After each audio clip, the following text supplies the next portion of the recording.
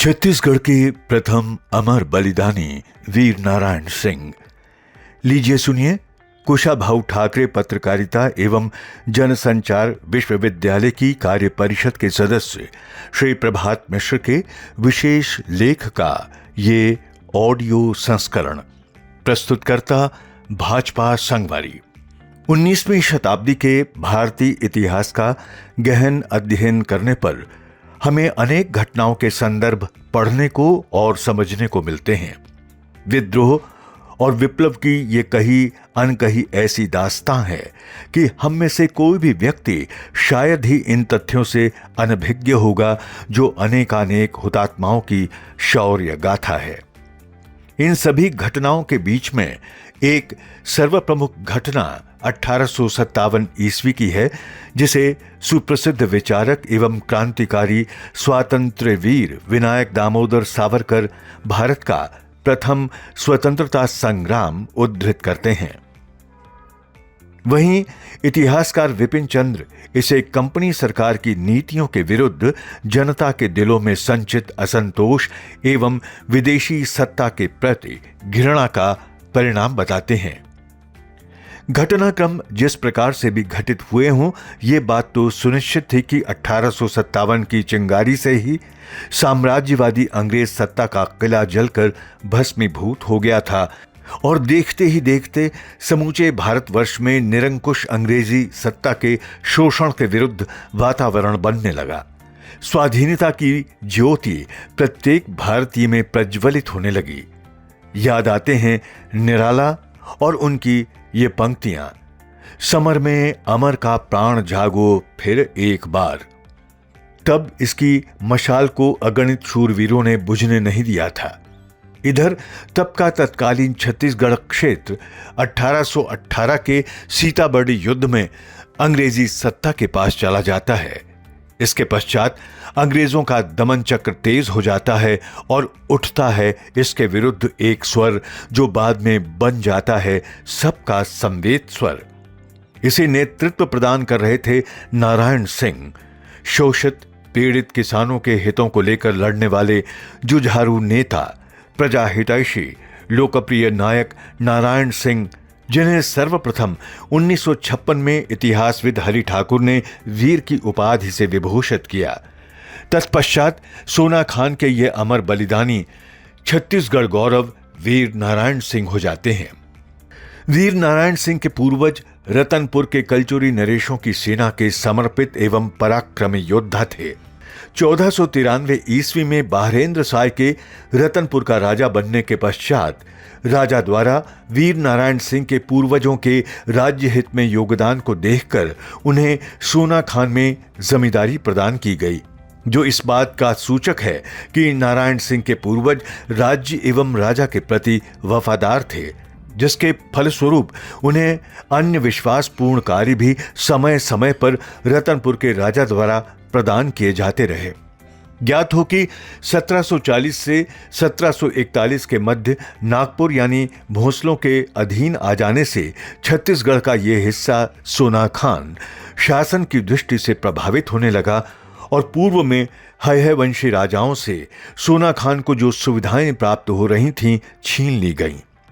300 गांवों में से सोना खान के पास 12 गांव ही शेष रह गए थे। इस अन्याय के विरुद्ध नारायण सिंह के पूर्वजों ने लगातार अपना संघर्ष जारी रखा और गुलामी कभी स्वीकार नहीं की। परिणाम स्वरूप राम राय, जो कि नारायण सिंह के पिता थे, उनके द्वारा तत्कालीन शासकों के विरुद्ध अपना अभियान जारी रखा गया। ये बात गौरतलब है कि उस दौर में भी राम राय को उनके प्रयासों के लिए प्रजा द्वारा भरपूर समर्थन मिलता रहा। 1830 ईस्वी में पिता की मृत्यु पश्चात नारायण सिंह 34 वर्ष की अवस्था में उत्तराधिकारी बन अपने पिता की परंपरा के सुयोग्य वाहक बनते हैं। इस दौरान सोना खान क्षेत्र में भीषण अकाल पड़ गया। प्रजा को कंद मूल फल यहां तक कि पानी भी मिलना दूभर हो गया।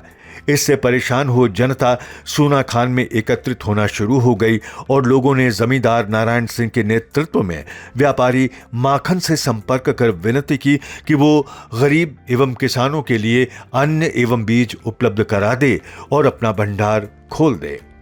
और ये लेन देन उधार पर आधारित होगा। अच्छी फसल होने पर जो कीमत बनती है वो व्यापारी को लौटा दी जाएगी।